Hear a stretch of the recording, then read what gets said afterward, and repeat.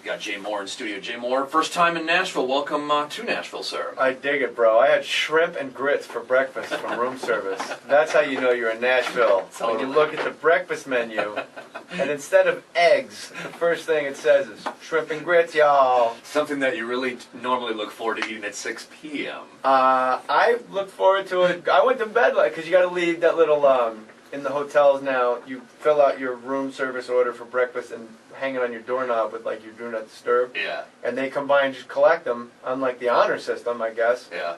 And then, sure enough, 6 a.m. this morning, shrimp and grits. It was tight, dude. Get dirty. I liked it.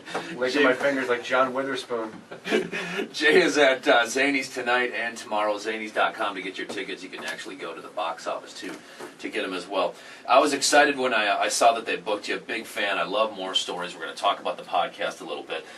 You, of course, you just got done doing some stuff with Steve Gorman Sports, our sister station over there. It's a very funny thing. I invite folks to check out Jay spending some time this afternoon at 2 p.m. on 102.5 The Game with Steve Gorman.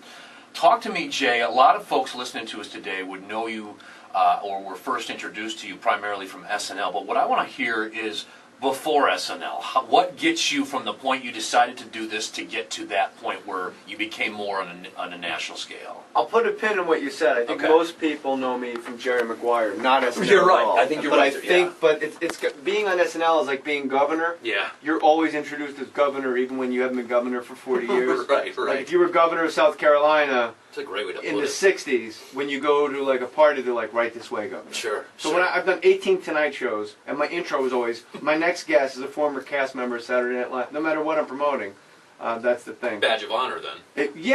And a very small fraternity. Yeah, absolutely. It's very odd. So Jerry Maguire was the big thing where it was like getting called up to the big leagues from single A ball.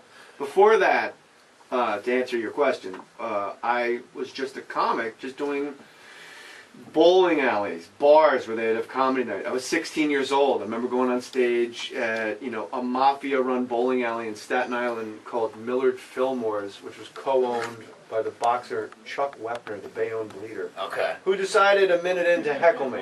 I wrestled 105 pounds, and I got a guy that fought Sonny Liston going, "You suck!" And I'm like, "Yeah, I do." Builds up the confidence early. "You got it, buddy. You better sit down, or I'm going to drop you." And then I went, this is either going to go one of two ways. And fortunately, he laughed, and everybody went, "And Chuck's laughing. Well, I'll have a good time, too, now." So you build up the comedy chops. You go out, you do the circuit. Regionally?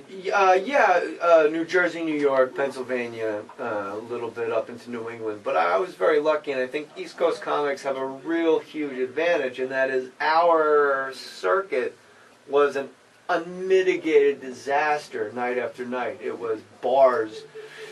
It wasn't, it seems like L.A., there's Upright Citizens Brigade, and there's the Comedy Central space, and everything's like really kind of like it's like being a fish in a hatchery. Sure. As opposed to just being born out in the ocean and don't get eaten and become a bigger fish so you can eat the smaller. Who's running with you at this point in time? Then no one you know. I'm trying to think if there's anybody Richard Jenny, I remember. How's he doing? He's peaceful. A little tired? Peaceful. No, he's not tired at all now. He's bathed in the light of the Lord, bro. He's cruising. Feel it. He's on a chariot of fire. All right. Whenever I talk about the afterlife, I sound like Will Ferrell. He's rolling with the right hand of the Lord in the chariot of fire. Is that his lover? Wellesley Arms? Goulet! I've been doing a lot of driving, Johnny. Richard Jenny, I remember, was at a gig. John Mulrooney.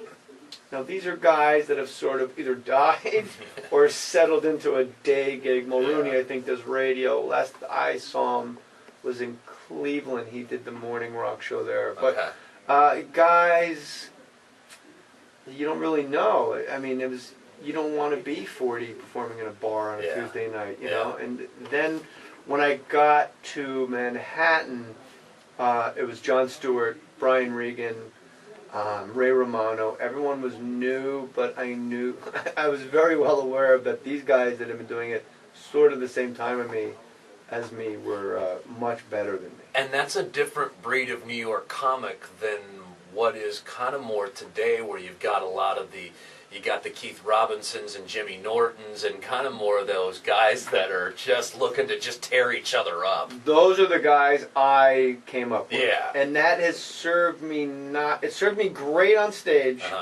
and gave me incredible confidence in like a Saturday Night Live environment or at auditions. Like, what are they going to do? Patrice just took my head off. Like, these guys what are they going to intimidate me? Right. What do I care? Nobody did it better than I wore a sweater with a grizzly bear on it to the Comedy Cellar. They destroyed hypothetically. Yeah. So, like, just auditioning, I know my lines, I'll be fine. So that really helped me doing stand-up and thinking on the fly. You had to be such a gunslinger to hang with those guys. Yeah.